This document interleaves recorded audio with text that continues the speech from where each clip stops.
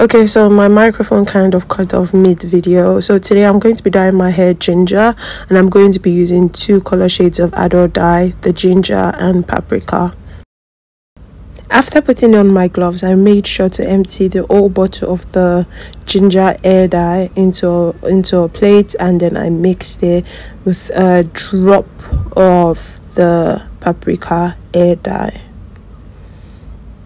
I also went on to use the scissors to cut the plastic because I figured out that there were always a lot of remnants left inside the bottle. So I always make sure I cut out the bottles and empty it. And then I wore a shirt that I usually use to dye my hair. And I was ready, so I sat down and made sure that I had mixed it very well, and then I parted my hair into sections and started dyeing from the tip with my hand. I was minimizing my dye, and I made sure that I used my hand, because when you use a brush you're unable to minimize the hair dye you use on your hair. So I made sure I used my hand to smudge every single part of my hair.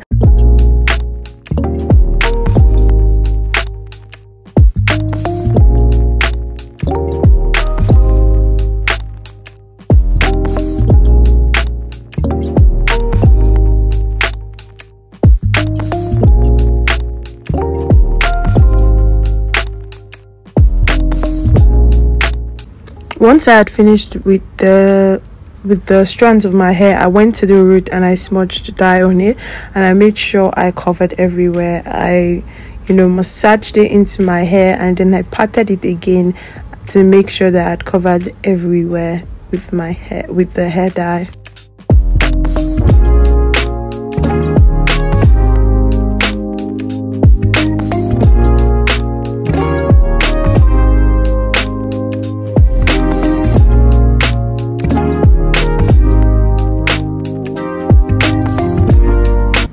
Trust me guys, you don't know how frustrated I was after recording and finding out the audio was messed up. So I went on to explain that I'd covered everywhere in my hair, and I used a little bit of the paprika because it was very deep and I didn't want my hair to be very deep. I just wanted it to not be as light as I didn't want it to be as light as the ginger, but I wanted it to have a little bit of depth. So I just squeezed a bit of it and mixed it very well. I mixed it thoroughly, and just do a patch test from time to time and mix a little bit of paprika each time. Mix well and do a paper patch test to make sure you're getting the right shade of ginger that you want.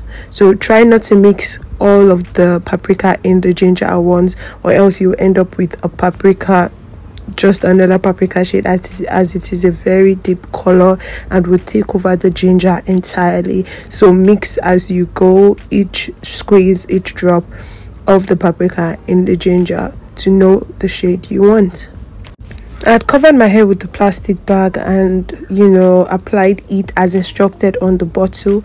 I had applied it into the on the surface of the plastic bag to just do as the plastic instructed, and this is the result before I went to wash my hair. It's finally the moment of truth, as I'm about to reveal the result of my hair. So I think I got the shade that I wanted, a little bit of everything, and it wasn't so fair and it wasn't so dark. It was just the right amount of ginger that I wanted.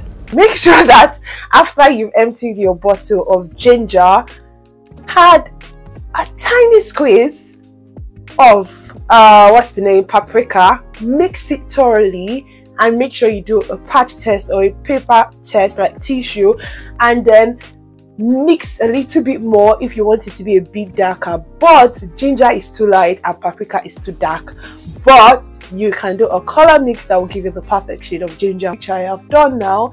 And make sure to save dye. Make sure you use your glovish and your gloved hands. Make sure you use your gloved hands to massage through your hair and give yourself the ginger you deserve. Look at me now, look at me now. It's not too dark, it's not too bright, it's ginger, baby.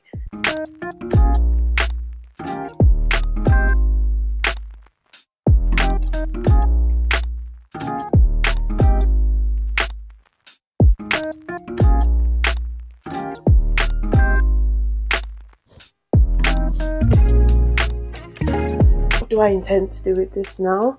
So I'm going to moisturize my hair with leave-in conditioner, cream and oil, and then just leave its ginger eye, basically. So thank you guys for watching, and I hope you enjoyed, and I hope you learned something from this video. It is important that you learn something from this video. So thank you very much. Bye guys.